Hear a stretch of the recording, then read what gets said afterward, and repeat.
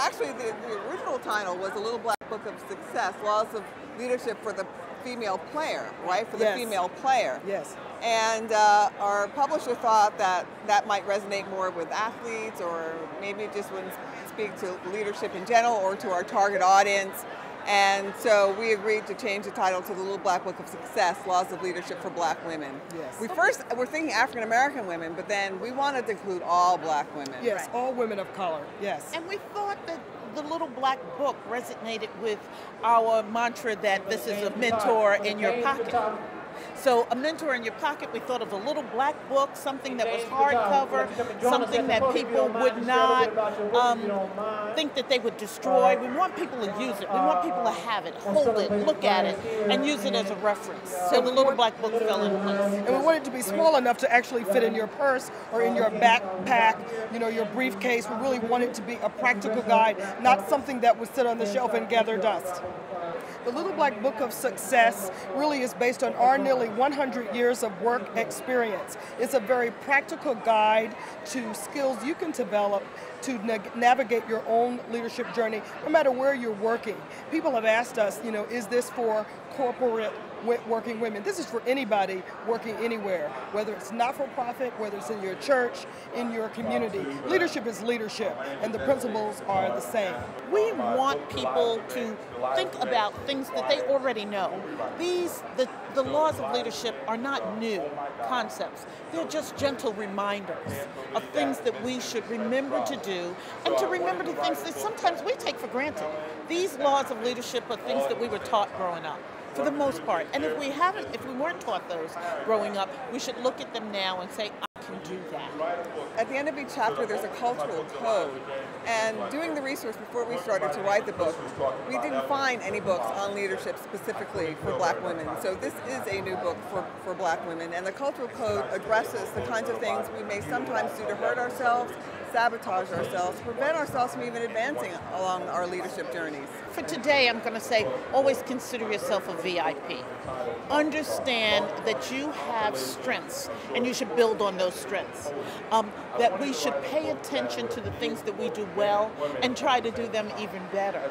And to understand that that we're not going through anything alone, that we can help build each other up and take advantage of the good parts. Not everyone has to be your BFF. I think we see young people concentrating too much on trying to like everybody and have to have everyone like them.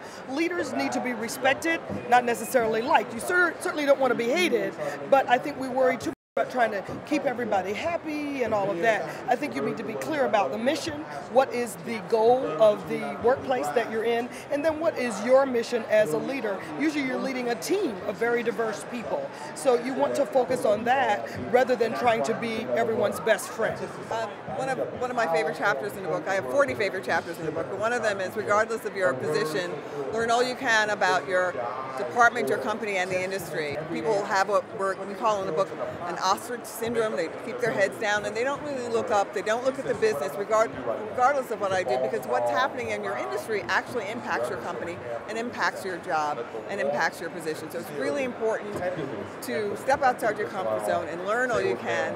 And I'm just going to add one more, which is networking. We talk about that a lot. Networking is really key. Every work environment has a culture, and every culture has a code or rules about how information is communicated, how decisions are made, and how leaders are chosen. And those things vary from workplace to workplace. And often the young people we're mentoring, and even more senior people who come from one place and navigate to a different workplace, do not adjust their style of communication to the place that they've just moved to. So the first thing you need to do is pay attention to the place that you're in and learn how information is communicated and disseminated to whom and by what methods, and then, transport that into your leadership style. I think that we talk about learning the culture and then being strategic in your approach, not being led by your emotions, but being led by strategy instead. Look and see who the players are in the organization. See how they move around. And you don't have to mimic them, especially if you don't respect them. But if you do, hear what they have to say, understand how they're doing what they do, and use that to your advantage.